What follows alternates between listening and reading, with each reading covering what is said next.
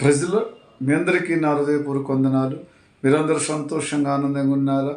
కలువరు ప్రేమించి అనుదినము మన యేసయ్య మనతో మాట్లాడి సంతోషంగా ఆనందంగా ప్రతి కుటుంబాన్ని ఆశీర్వదిస్తూ ప్రతి కుటుంబానికి ఆయన యొక్క కృపతో ప్రేమతో ఎంతగానో మనల్ని ప్రేమిస్తున్నాడంటే మనం ప్రతిదినము నూతనంగా మనం ఉండాలని, నూతనమైన బిడ్డలుగా పరిశుద్ధులుగా, మరి ఏది మనం మాట్లాడినా మన మాటలు ఆయనకు ఎంతో అనుకూలంగా ఉండాలని మన ప్రభు మనకు ఒక్కొక్క దినం ఇచ్చుచున్నాడు కదా.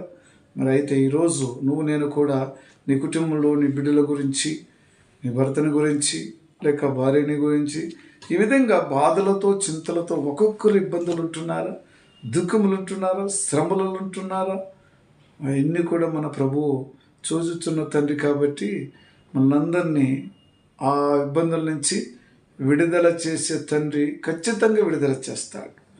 కాబట్టి మరి కొలిసీలకు ఆ యొక్క సంఘానికి అపోస్తలుడైన పౌలు అక్కడ వెళ్ళినప్పుడు ఆ సంఘములో బోధిస్తున్నాడు, మీరు నిలకడగా ఉండి ప్రార్థన చేయండి అని చెప్తున్నాడు. అయితే మనం చేసే ప్రార్థనలు మన సంఘాలు కూడా నిలకడగా ఉండి ప్రార్థన చేయాలి.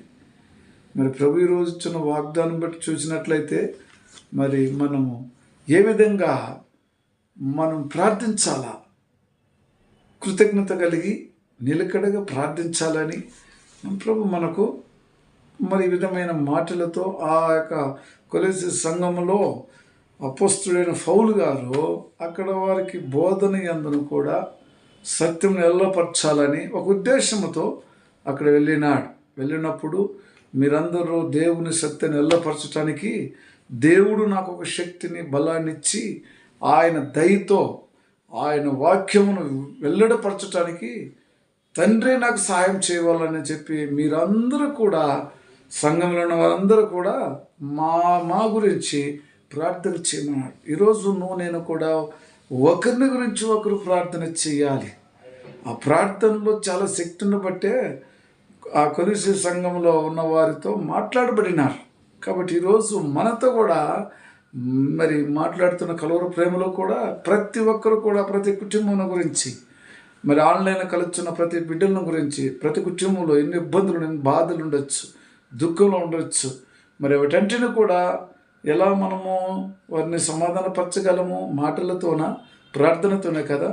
మరి ప్రభు మనకిచ్చిన వాగ్దానం బట్టి ఈరోజు చూసినట్లయితే కొలస్సీలకు రాసిన పత్రిక 4వ అధ్యాయం 4వ వచనం, ఆ మర్మమును ఎల్లడిపరచినట్లు వాక్యము చెప్పుటకు అనుకూలమైన సమయము దేవుడు దయచేయవలనని మా కొరకు ప్రార్థించుడి.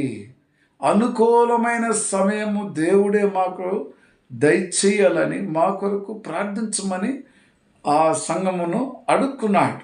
అయితే ఈరోజు నేను కూడా ప్రతి ఒక్కరం కూడా ఆ విధంగా అడుక్కోవాలి కదా.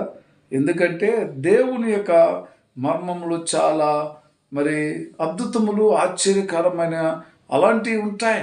కాబట్టి ఆ మర్మం తెలుసుకోవాలంటే, ఎల్లడపరచాలంటే వాక్యము చెప్పుటకు అనుకూలమైన సమయం. ఆ సమయం లేకపోతే వాక్యం ఆ మర్మములు చెప్పలేము కదా. ఏ దైవ సేవకుడైనా కూడా ఏ సంఘానికి వెళ్ళినప్పుడు మరి సమయం సందర్భములలో అపవాది సాధారణ శోధనలు అక్కడ బంధించబడితే తండ్రి వాక్యం ఎత్తి చెప్పటానికి చాలా కష్టం ఉంటుంది. కాబట్టే ఈయన ఏమంటుండో సంఘాన్ని ముందే కోరుకుంటున్నారు. ఈరోజు ఒక దైవదాసుడు రాబోచున్నాడు.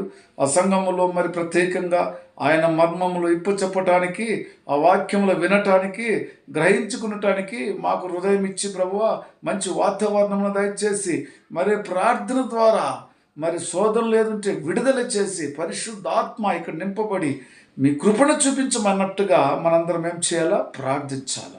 ప్రార్థించటం వల్లనే శక్తిని పొందుకోగలం. కాబట్టి అందుకే ప్రతి దైవదాసుడు కూడా ఎక్కడ కూడా మొదట్లో అంటాడు, ప్రార్థన చేయండి, దేవుని చిత్తముతో ఆయన నెరవేర్పరచు అని చెప్తాడు కదా.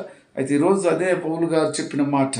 అయితే ఇక్కడ ఏమంటున్నాడు, మరి ఒక మాటలో కూడా సెకండ్ మాటలో చూడండి, ప్రార్థన యందు నిలకడగా ఉండి కృతజ్ఞత గలవారై దాని యందు మెలకుగా ఉండుడి. ప్రార్థన యందు ఏముండాలా? నిలకడగా ఉండాలా? కృతజ్ఞత గలవారై దాని యందు మెలుగు. కృతజ్ఞత గలవారై అంటే మన పూర్ణ హృదయం కలిగిన వారు ఉండాలి, పరిపూర్ణత కలిగిన వారికి ఉండాలి, దేవుడితో మాట్లాడే బిడ్డలకు ఉండాలి.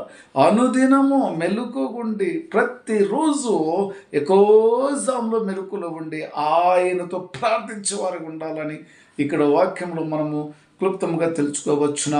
దేవునికి స్తోత్రం. ఈ విధమైన పిల్లలుగా మనం ఉండాలని, మనం మన తల్లిదండ్రులు మనం పెంచాలని, మరి ప్రతి దైవదాసులు కూడా ఈ విధంగానే వాక్యం ద్వారా అపొస్తలుడైన పౌలు గారు కూడా ఇదే కోరుకుంటున్నది. ఈరోజు కల్వరి మినిస్ట్రీ నుంచి ఒక దాసుడుగా నేను కూడా కోరుకుంటున్నది ఇదే కదా.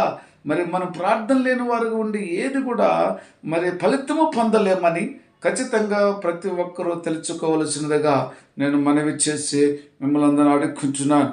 కాబట్టి ప్రతి ఒక్కరు కూడా ప్రార్థన శక్తి కలిగి బలము కలిగి ఆ నామమును ఘనపరచుకోవాలి. ఆ నామములో మనం ఉంటేనే కానీ మనం అన్ని జయించగలం.